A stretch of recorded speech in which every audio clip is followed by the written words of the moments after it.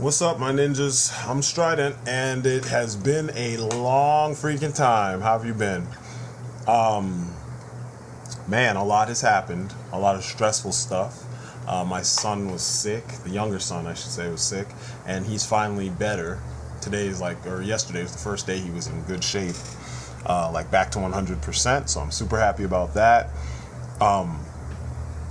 I don't know, a lot's been going on in the toy world. There's been a lot of strange releases, a lot of re-releases, a lot of new releases. I've actually managed to pick up a couple things. Let me see, online. I've been posting a lot of Joe art. I used to post most of my art in the Joe community fan page on Facebook, but I wasn't feeling it after a while. Then I moved over to I took over the G.I. Joe art page, but there weren't that many serious artists, I guess, posting images, finished images like what you see here on the Joe art page. So a friend of mine from there and we started a new page called Jodographs, where we snatched up all the serious people, the people who do really good finished artwork. It could be digital like mine, or straight up diorama, for those of you who don't know what I'm talking about. So that diorama, the difference between the digital and the diorama is you build all the shit and you take your picture and you light it and you make it look as real or as whatever as you want it to look. Digital, you do everything on the computer after you take your photographs, you know what I'm saying? For me, I do a combination, because there are some pictures which you'll see. There's a picture here with Cobra Commander about to shoot one of the core members in the head. That one's a dial picture because I made the background and, I lit the picture, etc., etc. It actually came from a review for the Dollar General, the G.I. Joes, the whole entire wave. This one that you're looking at right now is all digital. But anyway, the point of the matter is, the page is for more serious artwork, with the Joes in their proper environment, doing something, you know what I'm saying? Thematically correct pictures involving the Joes. And we're giving feedback. You know what I'm saying? So I'm going to put the link to that site in the description. You guys should check it out if you want to see some really cool stuff. I've got stuff from myself, obviously, and tons of other really good Joe photographers or Joe collectors, etc., etc. I'm still working on a lot of stuff with Fenris Company. You'll see a lot of it in here as the background as I talk, because I just wanted pretty stuff to be in the background as opposed to the pictures that actually correlate to what I'm talking about. Because this is an update. This isn't really a full-on review. Although there will be a review after my little rant update piece. I've got some reviews coming up. I picked up the Marvel Select Thanos, which I love. I've been looking at that figure for a long time, and I finally got a chance to pick it up. I'll be reviewing the NECA Dutch from Predator. I think that's the Jungle Recon version from the cover of the movie. The Arkham City Talia figure, Lion-O and Mumra from the Thundercats Classics, and my custom Lex Luthor, as well as Doctor Doom from Marvel Select. So, stay tuned for those. But what I wanted to talk about, though, before I get into all that, is this trend that I'm seeing over the years, and it's pissed me off. You know me, this kind of I'm that old man almost who sits up on his soapbox a lot. But, we're fans of things, right? And some of us just like things. Why is it that it's not right for us to like something without being a hardcore fan? You know what I'm saying? I've noticed that there are a lot of people, especially, YouTube almost doesn't count, because YouTube, it's all these people. It's a popularity contest. It's a lot of people trying to sometimes be more than what they really are. You know what I'm saying? Trying to give you the impression that they're more than what they really are. They're more hardcore, or they're more fanatical, or whatever than they really are. It's the most extreme examples, in some cases, of people's personalities, There are a couple, most of the people that I affiliate with on YouTube, and most of the people that I give shout outs to, and all my ninjas, you guys you're real, and that's why we can relate. But a lot of people seem to on YouTube, they're not, and this is why I don't count them. But I mean, like, across the board, though, I see reviewers here on YouTube and on other places, and I read reviews online and stuff, and, people have to be a fan of something in order to like it. They can't just like it. When did that happen? You know what I'm saying? There's a lot of things that I like that I'm not a hardcore fan of. You know what I'm saying? Like, I like Halo. I'm not really a hardcore fan. I mean, I've played Halo 2, and I beat Halo 2, and I played Halo 1, and I played a tiny little bit of Halo 3 and Halo ODST, and that's it. That's my knowledge of Halo as far as the game goes. I've read a lot of the books, and I've watched the other Halo media, but I wouldn't consider myself a hardcore fan. I just like the designs of the suits. I like the way, I like some of the way that the stories play out. So much so that I've used it or incorporated the Spartan suits into my Joe-verse. You know what I'm saying? Like, I dig the logic behind some of that stuff. But it doesn't make me a hardcore fan just because I like it. I like G.I. Joe, and I'm definitely a fan of G.I. Joe. And there's tons of evidence to prove it. Some might even call me a hardcore fan because I've got over 100 Joes. And I don't even run around and say to everybody, because you don't have as many as I have, or you don't know as much as I know, you're not a hardcore fan. No. The only time I really question that is when they call themselves hardcore fans and they don't know shit like Lady J's real name, or, you know what I mean? Stupid things like they tell me that Rise of Cobra was awesome. The movie was awesome. It made perfect sense. And, none of the plot points were twisted up. But then when you ask them, what's Cobra Commander's real name? And they tell you it's Rex Lewis. And you're like, really? You're supposed to be a hardcore fan. You should know that he doesn't have a real name because nobody knows where he came from. You know what I'm saying? Like, there's all these little, I don't know, things like that pop up, and that's when I question people. Besides that, I don't really care. You can like what you like. You don't have to be a hardcore anything to enjoy it. You know what I mean? I noticed with the DCUC, since we just lost DCUC, you've got a lot of people who are buying up everything DCUC, including the shit that wasn't really well done. And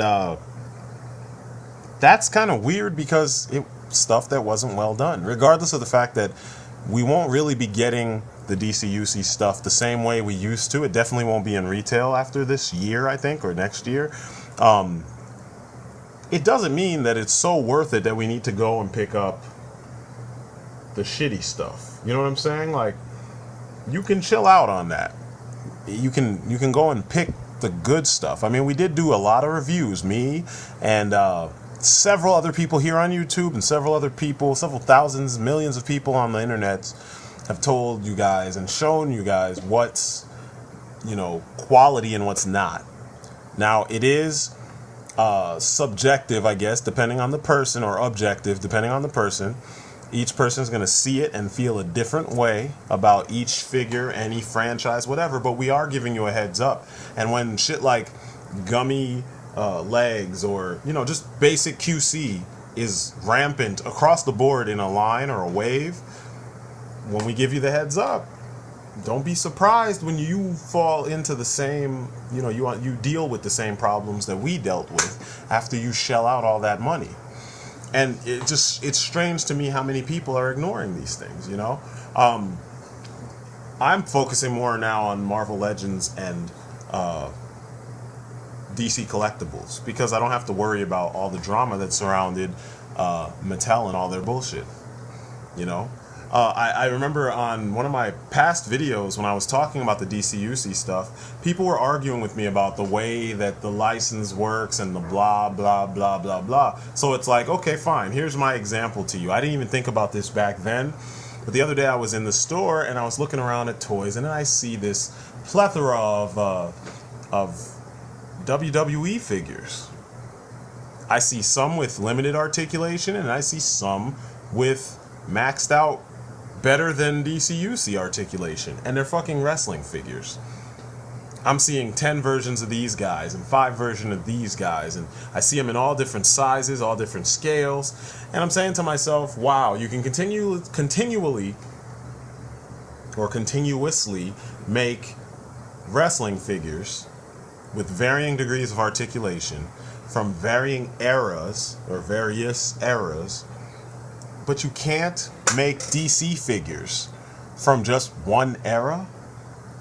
You notice that DCUC was predominantly classic versions of the characters because well, I shouldn't say just DCUC, but that's what spawned all the other lines, and they were called the DC Universe Classics Collection.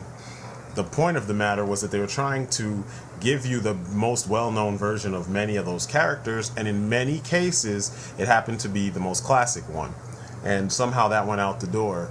And they're trying to tell us that, yeah, people don't give a shit about the DC Universe, so we're not going to continue making those figures, but we're going to continue making wrestling figures? Are you fucking kidding me? Wrestling doesn't even have the fan base that superheroes do in general. This is wrestling. It's definitely a niche fan base. You know what I'm saying? I know they make a lot of money because wrestling fans are very loyal. It's just like sports fans. But wrestling, there are a lot of people who know wrestling's fake, and when they figured out that it's fake and they learned it was fake over the years, they stopped paying attention. You know?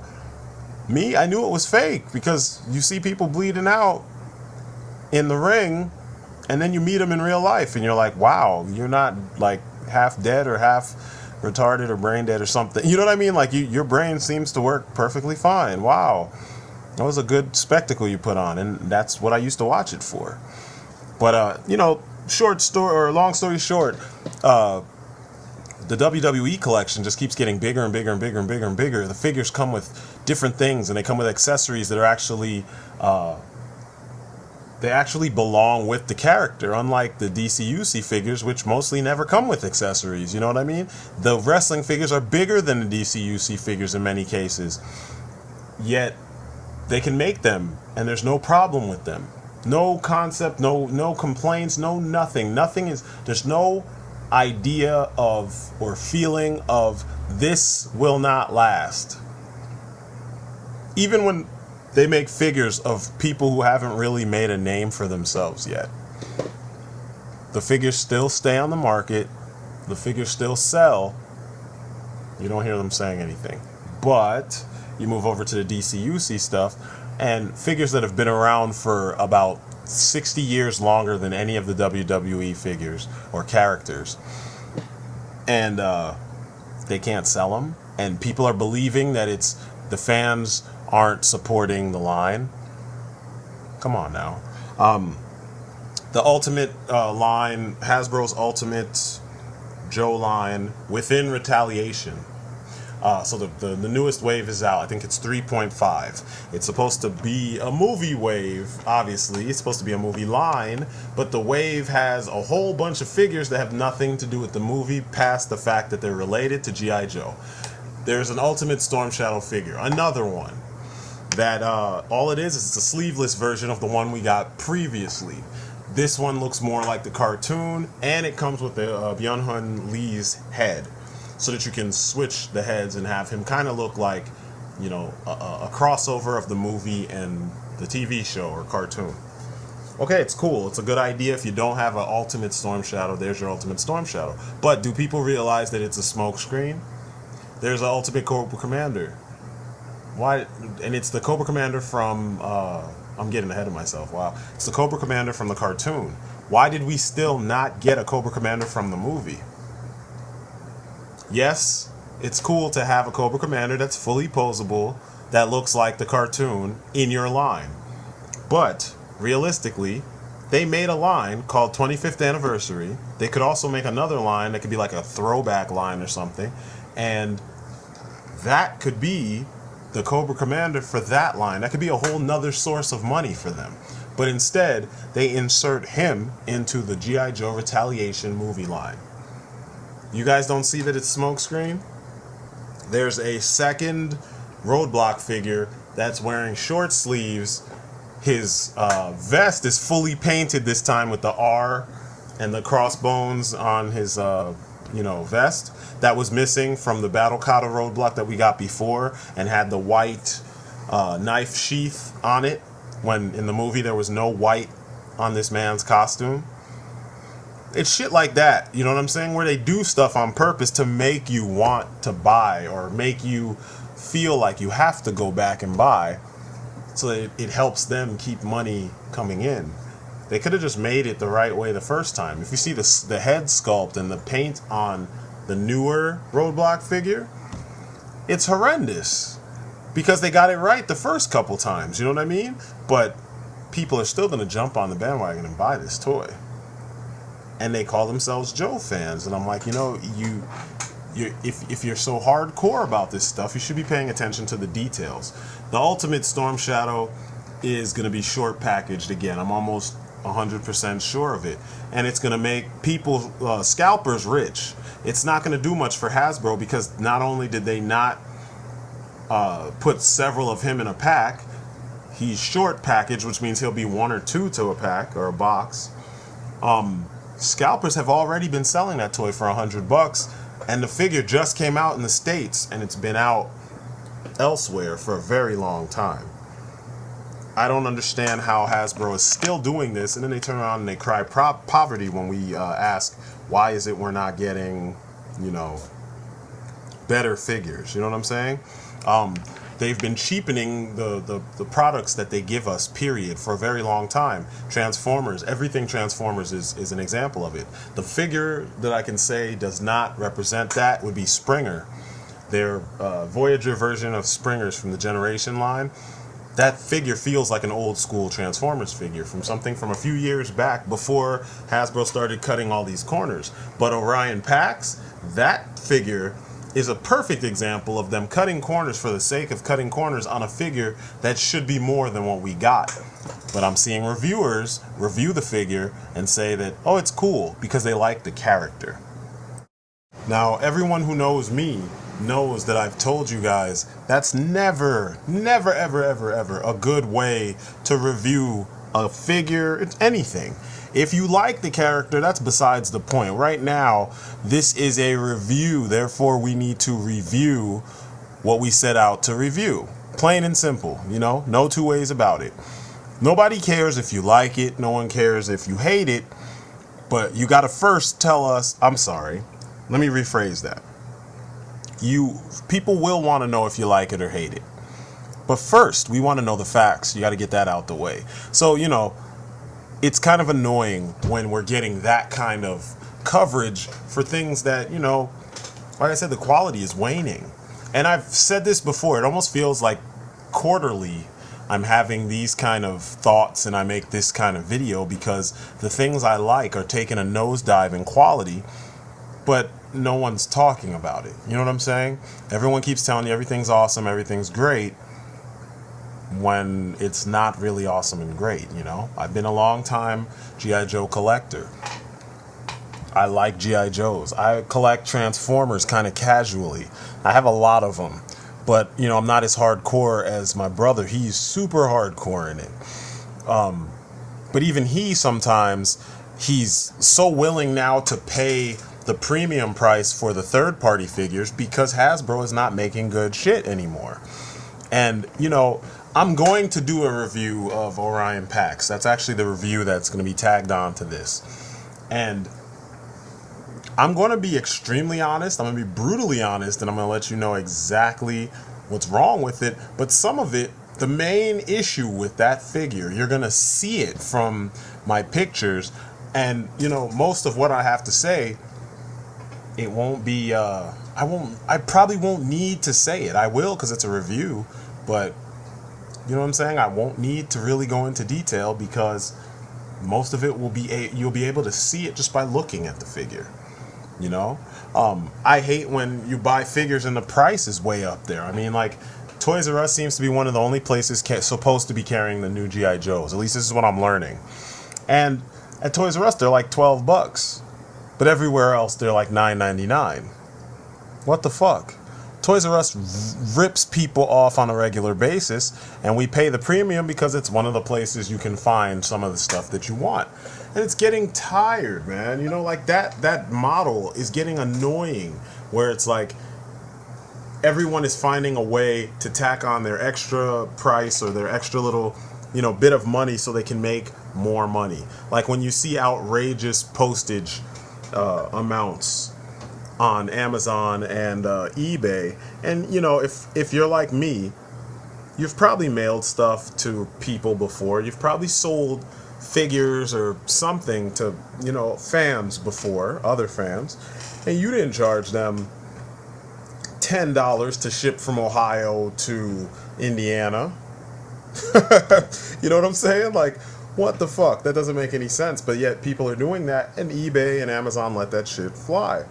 It's not cool. And then they tell you, oh, there's a calculator. The calculator is doing it. Come on, man. I had to use the very same calculator, and I couldn't get it to do what they got it to do. So come on now.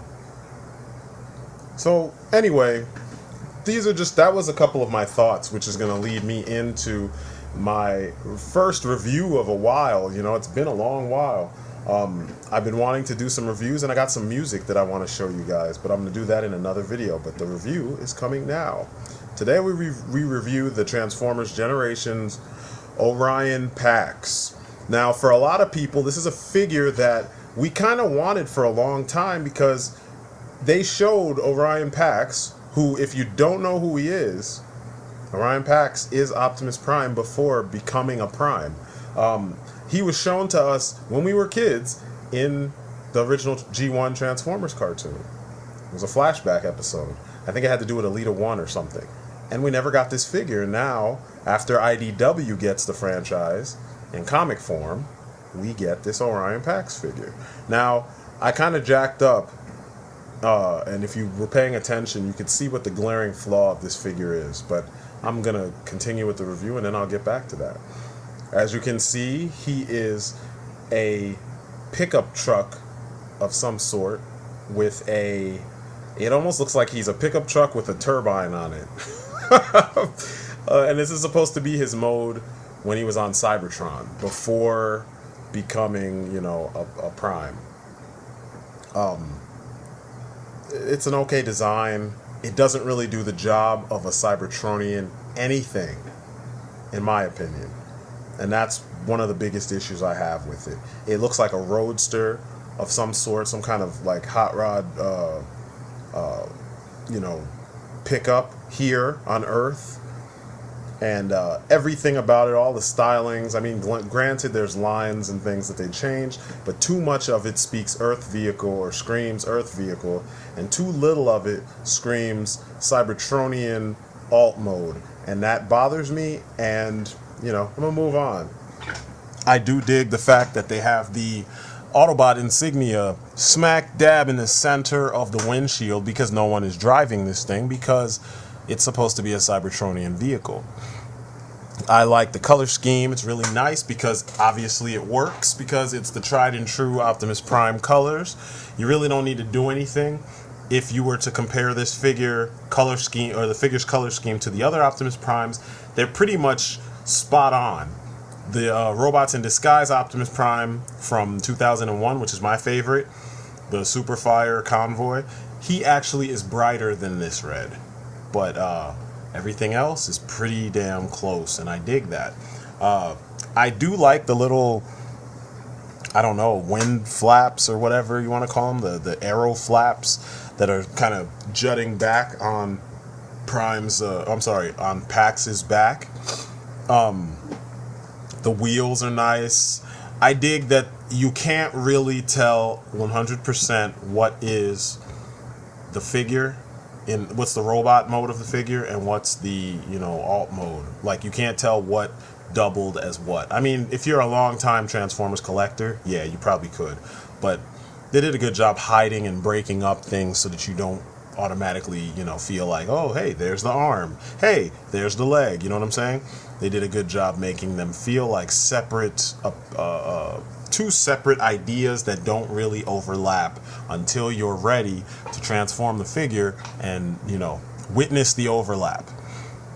He's got a nice kind of elongated shape too, which is cool. And I like the windshield kind of popping up, you know, from the hood the way it does. From the top, he kind of looked like he had one of those Reveal the Shield stickers from back in the day.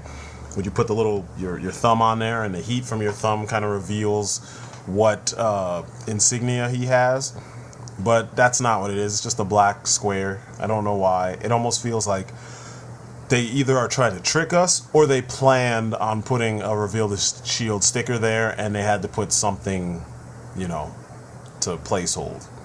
In robot mode, you have a chunky robot. Chunky, tough.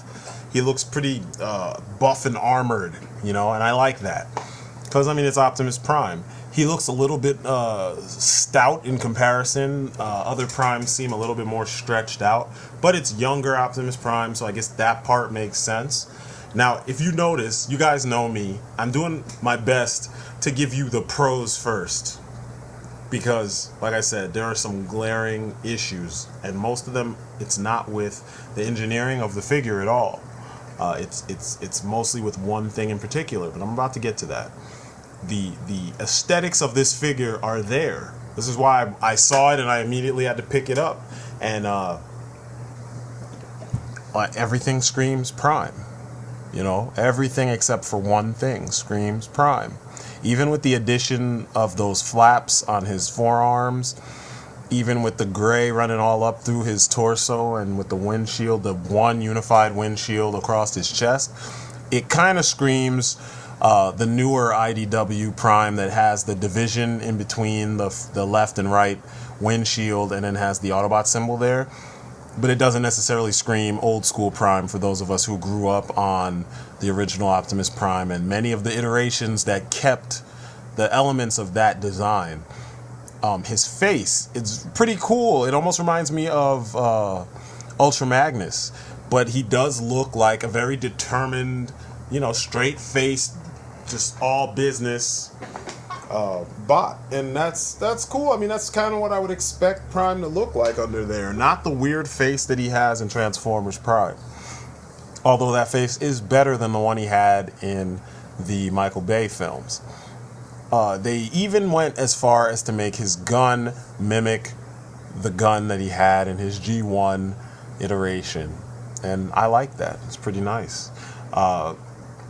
The gun doesn't have any fold-out features, nothing, no extra handle, nothing. It just is the way it is, and you know it works. It's not as long though. It's nowhere near as long as like your Masterpiece Prime, which is a whole different scale, and it's definitely not as long as some of the other guns Prime has had in the past, but it's there.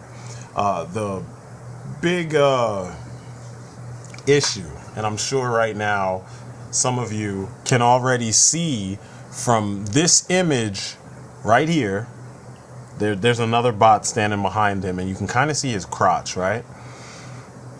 The glaring problem here is that where this figure shines in sculpt and detailing and paint and even articulation, his articulation is really nice.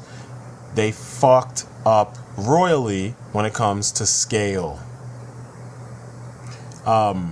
There's no excuse for this scale. This scale is fucking horrendous.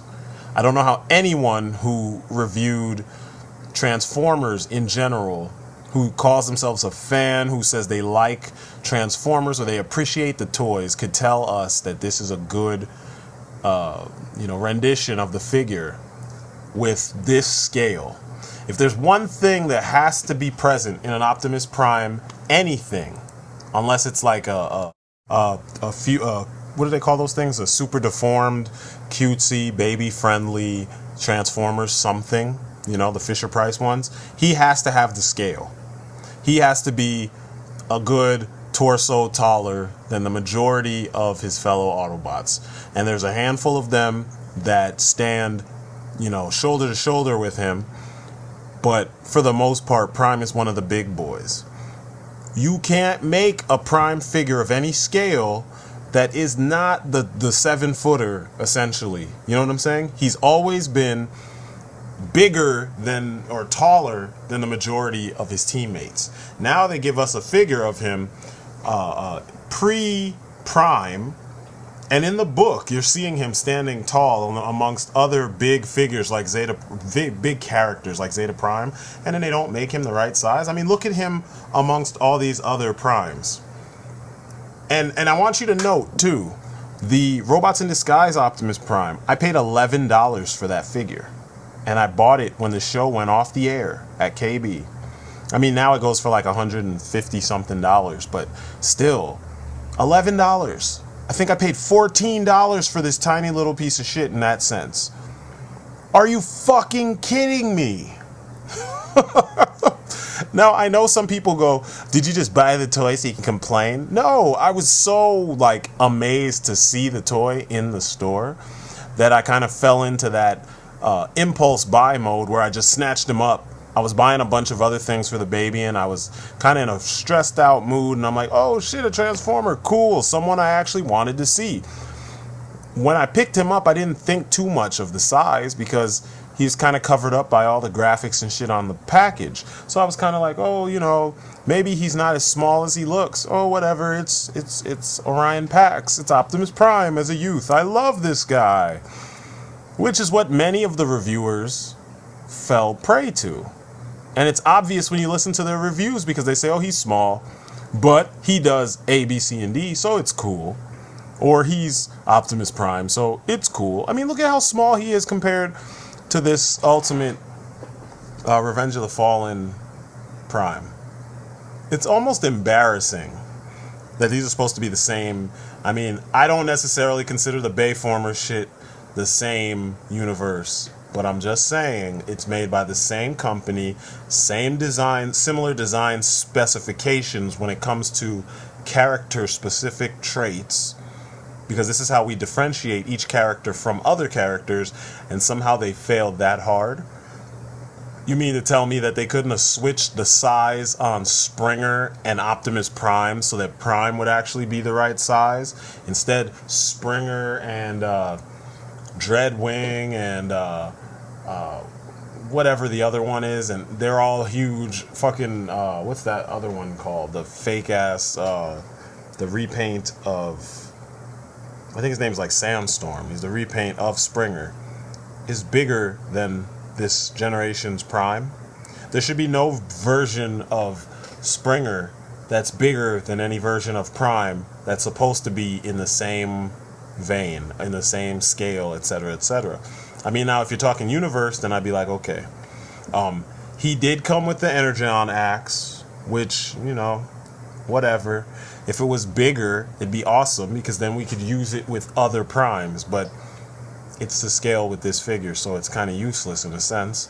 I mean, it might be cool for, I don't know, one of your toys, one of your other toys, you know, but not necessarily with your prime figures.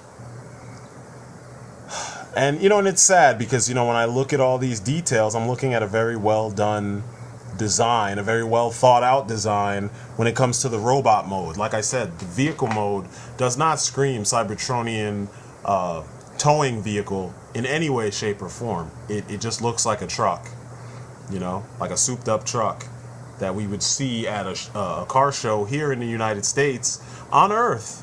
And that totally is missing the mark. And this is the problem that I've been seeing with Transformers and G.I. Joe, is that as these lines and get older, these franchises get older, the point and the thing that separates them from everything else is being missed. And constantly they're finding ways to make them less amazing and less imaginative and, you know, dumbing down what made this great in the first place. Here is Pax next to my Gurren Lagann, my Revoltech Gurren Lagann. Now, many of you know that Revoltechs are usually small. They're about 6 inches tall, if not 5 inches, tall. If not just a little bit taller. And there are varying sizes for some of these Revoltech figures. Gurren Lagann is about 5 inches tall. You got a 5-inch Optimus Prime, and it's not a Transformers Universe figure. Are you insane? Like, really? So, as I'm talking to you, I'm packing him back up and I'm getting ready to take him back to Target. I bought him the other day while I was buying diapers and other shit for my son. I'm not feeling this figure enough. They didn't do enough right with this figure for me to keep him at this scale. I can't say it's, I mean, what is it? Optimus Prime is a child? It doesn't make sense. It doesn't fit the character. It doesn't feel like the character. The one thing I am a stickler for in my collection is scale. That's why I love the Soda Street Fighter figures. That's why I love many of my Marvel Legends and many of my DC UC figures versus my DC Collectibles figures, because I can play with scale and figures can appear the way they're supposed to appear. Now, when it comes to this Generations Orion Pax, should you buy him? Fuck no. Not if you have already experienced some of the joy that is any other Prime figure that has that scale in comparison to the other figures. You could always go get the Robots in Disguise 2001 Prime. If you got 135 bones or you get a good deal on eBay, pick him up. He is so worth it. Lights, sounds, alternate modes, because he has his robot mode, vehicle mode, and then an armored mode, and then there's like a battle post mode. It's all harkening back to the G1 version of the toy. Or you could, update a little bit and go and get the Robots in Disguise Transformers Prime Optimus, who's a little smaller than the other one, but he's still taller than all of the other people in his group. He's smaller, he's not bigger than Bulkhead, and he shouldn't be bulkier than Bulkhead or bigger. He should be taller, and he is taller. He's to scale with everybody else, and that's perfect. And he's posable for the most part, His transformation is kind of weak in a sense because things don't really hinge into place or pop into place the way they should. They kind of have things just kind of sitting in spots, you know what I mean? But he is still Prime. He looks and feels like Prime. He is worth it, whereas this thing is not. This thing, he's light, he's cheap, he almost feels like a knockoff. The vehicle mode was not well thought out because it doesn't fit the theme of these characters. I mean, if you played War or Fall of Cybertron, you've seen how cool they can look. Why the fuck does this toy not look like something from that? At least in vehicle mode. So anyway, I'm Strydent. That's my story and I'm sticking to it. This has been a review of the Transformers Generations Orion Pax, aka future Optimus. He will be a future Optimus Prime. This is the first Optimus Prime figure that I think I've come across and actually bought in the last 20 years that I did not like at all. I don't even like the Bayformers at all, and I still like the Voyager or Ultimate Optimus Prime from Revenge of the Fallen or Dark of the Moon, whichever one he came from. And I still like that figure because it does a lot of things a little bit better than what we had been getting in the past. This figure is a good robot mode, kind of sandwiched between a shitty vehicle mode and shitty scale. It's like shit with cool and then another piece of shit underneath it. So if you're just that blind to these things, buy it. You'll enjoy it because you don't care. If you're like me and you want some quality with your, what you pay for, steer fucking clear of this. Get Springer and call it a day, So anyway, that's it for me. You've been great. Peace outside.